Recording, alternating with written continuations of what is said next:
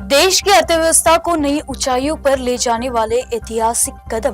प्रधानमंत्री मोदी ने स्वतंत्रता दिवस पर दिए वादे को निभाते हुए नेक्स्ट जेन जीएसटी सुधारण का ऐलान किया है। इस सुधार का लाभ सीधे 140 करोड़ भारतीयों तक पहुंचने वाला है। नेक्स्ट जेन जीएसटी सुधारण को प्रधानमंत्री नरेंद्र मोदी ने विकसित भारत का सपना साकार करने की दिशा में एक ऐतिहासिक कदम बताया है। यह सुधार हर नागरिक के जीवन को सीधे प्रभावित करने वाली है। अब कर व्यवस्था सरल बन गई है। केवल 2 स्लैब 5% और 18% रहेंगे। इससे सामान्य परिवारों, किसानों, छोटे व्यापारियों और गृहिणियों को सीधा लाभ मिलेगा, क्योंकि उनके हाथों में अधिक पैसा बचेगा। सरकार ने साफ किया है कि यह सुधार केवल करों में कटौती नहीं है, बल्कि देश की आर्थिक गति को नई ऊर्जा देने का भी माध्यम है। करीब 90% वस्तुएं अब कम दर पर आएगी, जिससे उपभोग बढ़ेगा और देशांतर्गत बाजार में 2 लाख करोड़ रुपए की अतिरिक्त सक्रियता भी आएगी। ये जो कर दर है, टैक्स रेट कम करने से जो बेनिफिट हो रहा है, वो बेनिफिट सबने पास ऑन करना है।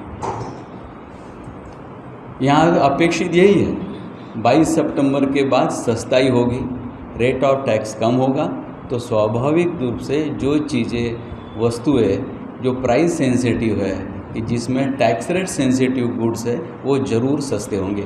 इसमें हमारे मन में कोई शंका नहीं है, ज़रूर पक्का सस्ते होंगे। सस्ते होने से क्या होता है?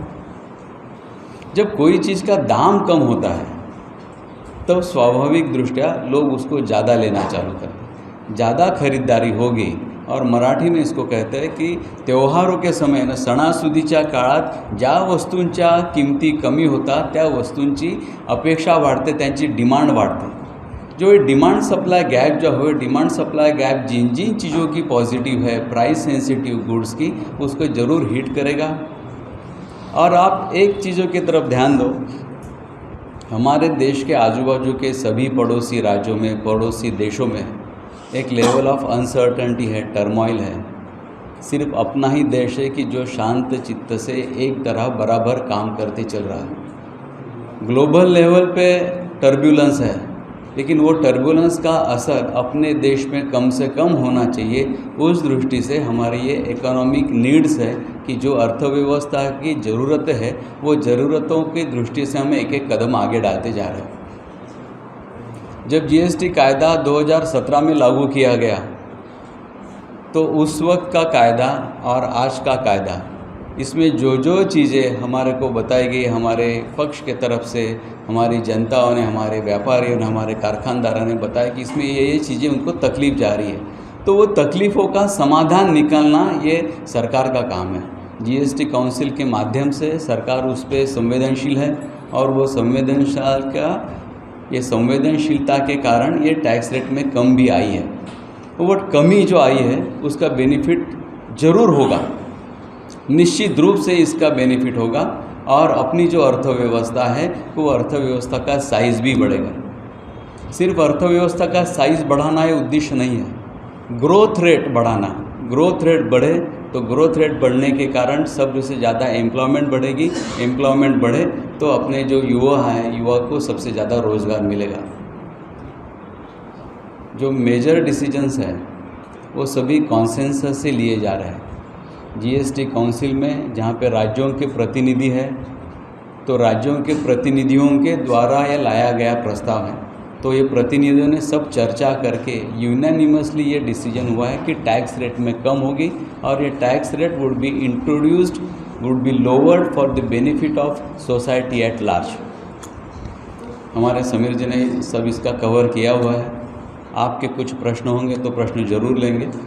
आज हमारी भारत की अर्थव्यवस्था चौथे पायदान पर पहुंच चुकी है, और वित्तीय संस्थाएं जो अंतर्राष्ट्रीय, उसका मानना है कि ये तीसरी अर्थव्यवस्था हमारी बनने जा रही है। अगर जीएसटी के बारे में मैं कुछ पार्ट मिलिंद जी भी कवर करेंगे। जीएसटी के बारे में मैं बोलना चाहूँगा कि जैसे फार्मर्स हो, चाहे एसएमई उद्योग हो, चाहे कंज्यूमर्स हो, चाहे महिला हो, चाहे समाज का हर वर्ग हो, इसको बहुत बड़ा फ़ायदा हुआ है। दूसरी बात ऐसी है कि 3 जो रेट्स है वो बहुत सोच के किए हैं। जैसे एक इसेंशियल या मेरिट रेट है जिसमें 5% किया गया है। दूसरा एक रेट है जो एक नॉर्मल सर्विसेज के लिए 18% किया गया है, और तीसरा जो सीन रेट है जहाँ पर टोबैको या लिकर ऐसे और जो लग्जरी गाड़ियाँ वगैरह आती है जिसमें 40% किया गया है। आपको जानकर आश्चर्य होगा कि जो 12% में जो प्रोडक्ट्स थे उसमें से करीब 99% का रेट घटा है।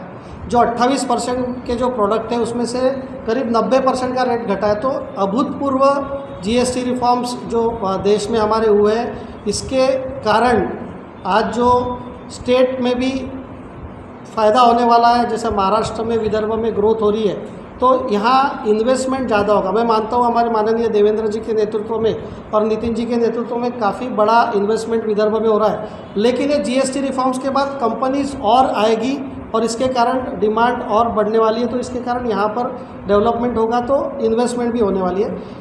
इतिहास में पहली बार 12 लाख रुपए तक की आय वालों आयकर से पूरी तरह छूट दी जाएगी। जरूरी वस्तुएं 0 से 50% कर श्रेणी में, जबकि विलासिता और हानिकारक वस्तुएं ऊंची कर स्लैब में रखी गई है। यह व्यवस्था गरीब और मध्य वर्ग दोनों की रक्षा करती है और साथ ही राजकोष को भी सुरक्षित करती है।